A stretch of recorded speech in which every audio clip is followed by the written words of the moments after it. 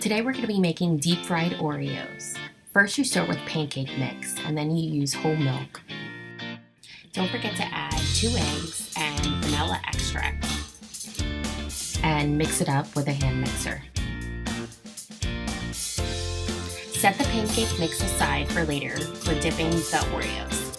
Pull out your deep fryer. Add oil to the deep fryer. Set the deep fryer to 300 degrees Fahrenheit.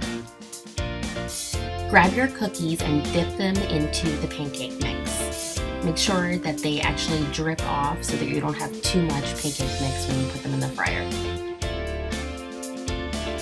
Flip and fry your cookies so that they're lightly golden brown. Get the full recipe on aprilgolightly.com. Thank you so much for watching. Have a great day. If you enjoy our videos, don't forget to subscribe.